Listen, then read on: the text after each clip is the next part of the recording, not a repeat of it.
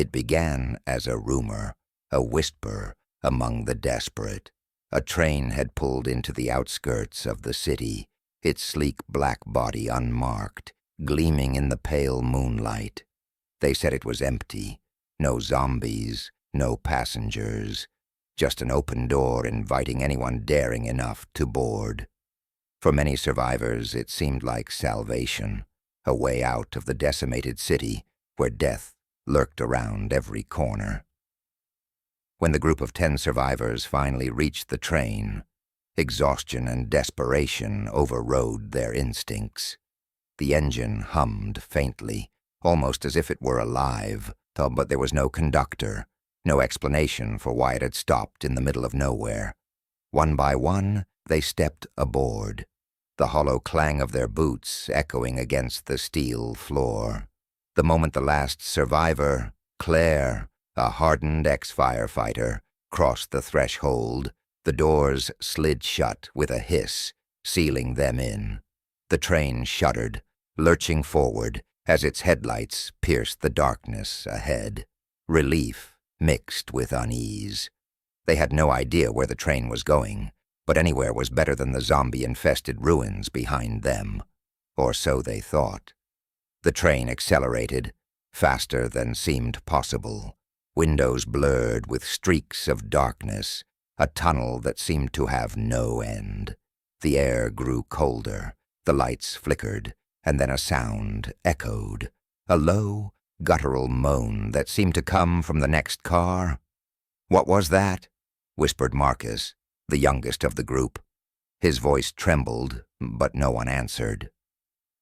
Claire gripped her crowbar tightly and stepped toward the connecting door, heart pounding.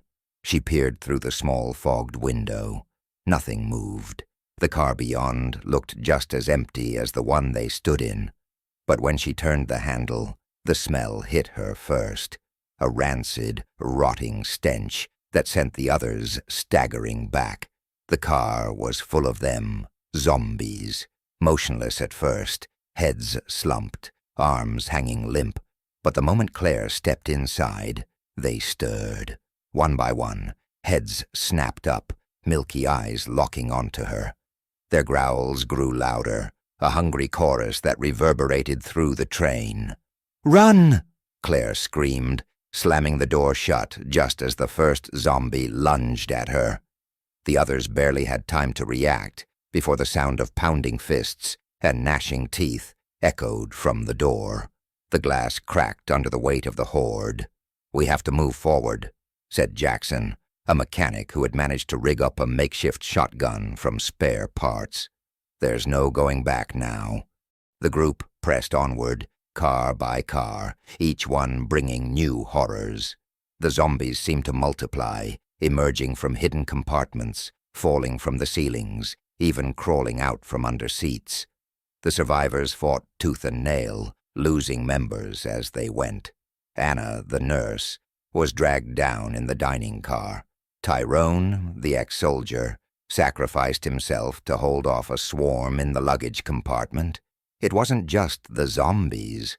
The train itself seemed alive, an unholy machine with a cruel sense of humor. Doors would lock just as they reached them, trapping them in with the undead. Hallways stretched impossibly long, looping back on themselves. And the tunnel outside, it was endless. No light at the end, no sign of the world they'd left behind. By the time they reached the engine room, only Claire and Marcus remained. Claire was covered in blood, most of it not her own. Marcus clung to her arm, his face pale and tear-streaked. They burst into the room expecting answers, a way to stop the train, anything. Instead, they found the conductor, or what was left of him. The figure standing at the controls was a grotesque amalgamation of flesh and machine, wires threading through decayed skin, eyes glowing with an unnatural light. It turned to face them, its jaw moving as if to speak, but the sound that came out was a deafening screech, a noise that made their ears bleed. "You boarded willingly," it rasped, its voice a static-filled echo.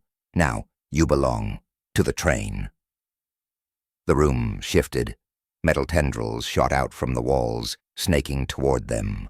Claire shoved Marcus behind her, raising her crowbar one last time. She swung with all her strength, smashing into the creature's chest, but it only laughed, a hollow mechanical sound. You cannot stop the endless train. The last thing Claire saw before the tendrils wrapped around her was Marcus crawling toward the controls, his trembling hand reaching for the glowing red lever marked "Emergency Stop." She screamed for him to run, but her voice was drowned out by the sound of grinding metal. The train's whistle shrieked as it plunged deeper into the tunnel, its fate and the fate of those aboard forever unknown.